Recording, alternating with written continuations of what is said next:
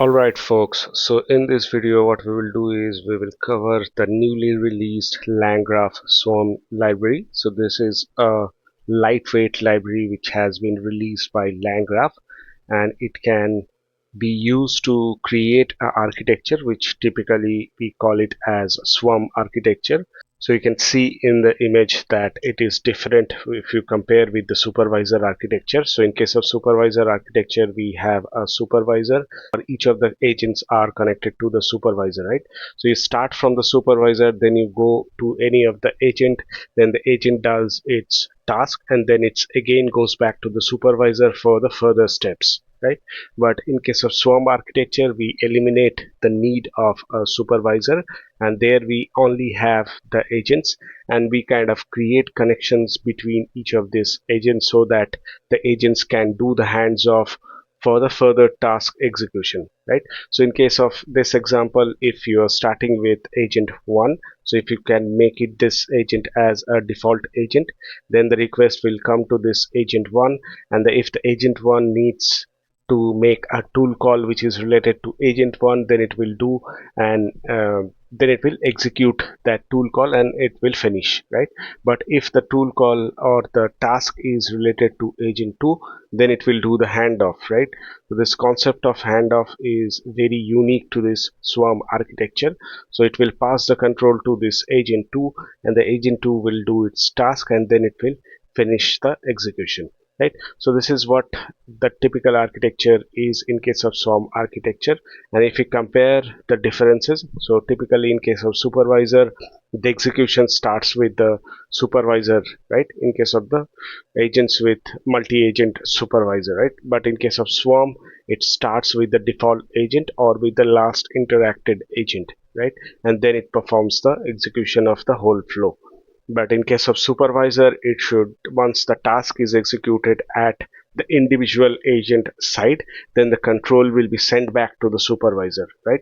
But in case of swarm architecture, the individual agents can decide what is the next handoff it needs to do to complete the whole execution of the input prompt, right? So now let's get started with a very simple example and how this swarm architecture works. So at first what we'll do is we will do the installations. So this langgraph-swarm library is the new one which we will do the installation here. So once that is done, then what we will do is we will initialize the credentials, and we will do the LLM initialization, and then the imports that are very important, right? So we will do mainly two imports. So one of them is we will import this create react agent, so that will help us to create the react agents. Then using this langgraph swarm library, we will do the two imports. One of them is a create handoff tool, so it will create a tool which will act as a handoff mechanism where you can transfer the control from one agent to the another agent, right? So the other one is this create swarm import, so that will help you to create this swarm architecture where you will pass on your different agents which are part of this swarm architecture, and there also you can mention what is your default initialization where the execution will start, right? So then the regular stuff which we have been doing so far, like we will do the tool creation. One of them is a web search, so this will use the tabuli web search, and we will create a function which is nothing but web search. Then we will create another tool, so that is the rack search which we have been doing for the last few videos. So we will use the Hugging Face transformer related document, and based on that we will create a RAG architecture. So there we will push the documents to the vector DB, and then we will create a retriever out of it, right? And finally we will create a function which is nothing but RAG search. So there we will do this db dot retriever with a k value equals to 4, and then we will do some string manipulations to send back the result, right? So once all these tools are created, then what we will do is we will create additional tools which are nothing but the handoff tools. So these are very important tools where the interactions between the agent will be decided, right? So for an example, we have two agents, right? So one of them is a research agent, so which will do the web search, and the other one is a RAG agent, right? So whenever the request comes to research agent, then it can, if the questions are related to a RAG search, then it will do a handoff and it will pass the control to the RAG, right? So you can see this is the one where we have the transfer to RAG agent, where we are creating this handoff tool, and we are giving the agent that we will do the handoff is the RAG assistant, right? So this is the RAG assistant where we will do the handoff, and that this description is also very crucial, where we have written that transfer user to the RAG search when the questions are related to transformers, right? So then we will create another handoff tool which will do the handoff from RAG to the web search, right? So you can see in this create handoff tool, which we are using the agent as research assistant, where we will transfer the control, and the description that we have written as transfer the user to the research assist, and when the questions are related to recent happening in the world, right? If the questions are related to the recent happening in the world, and currently the control is with the RAG agent, then the RAG agent will do the handoff and it will transfer the control to the research agent for further execution, right?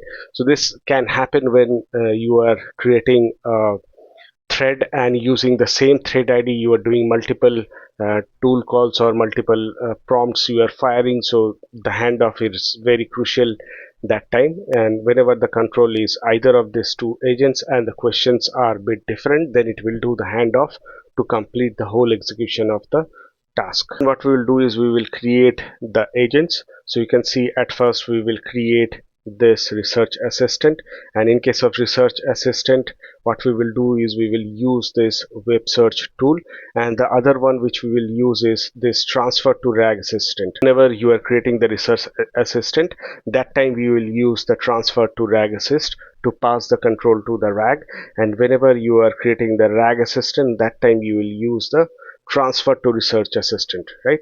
So this is very self-explanatory if you understand it correctly, and the prompts are also very crucial, like for in case of research assistant, I mentioned that you are a world class researcher with access to web search, and in case of RAG assist, I mentioned that you are a RAG tool with access to transformer related documents, right? So these are kind of hints which you are giving to your swarm architecture, like how to select which tool and how to do the hands off between the agents, right?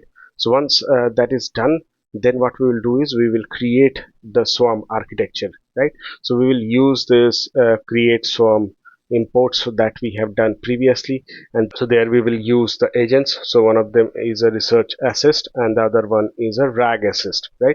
And so this parameter is very crucial, where we are mentioning the default active agent is the RAG assist, right? So you can see, like, whenever the questions will come or the prompt will come, so at first the control will be with the research assist, right?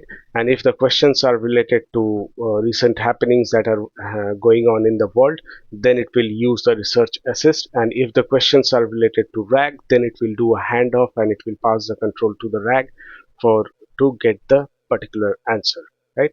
So once that is done, then we can see this architecture. So you can see here we do not have any supervisor, so we have two agents. This is the first and this is the second, and there is a connection between each of these two agents, right? So where it can do the hands off between them to complete the task, right?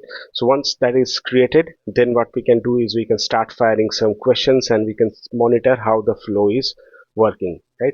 So at first my question was like, tell me about India's GDP from past 5 years. So these are questions which are related to very recent happening in the world. First it will get the question, then it will call the name research assist, and the research assist will call the tabulate tool, and it will pull the information from the internet to get the answer, right? So here the no hands off is required because the question is totally related to research assist. So previously we mentioned that the default assist was the research assist, so it will straight away goes to the research assist and it brings the answer using a web search, right? So then fire a different question. So next question was like, tell me the role of QKV matrices in transformer architecture, right? So here understanding the flow is a bit interesting. So as we mentioned that the default assist is the research assist. So at first it will get the question, then it will go to the default assist, which is nothing but research assist. Then it will use the handoff tool, right, which is nothing but transfer to rag assist. So it will send the control to the rag assist, and the using a vector db search and doing the retriever, it will try to find out the answer, and then it will finally generate the answer, right? So here there is no need of a supervisor using the hands off tool.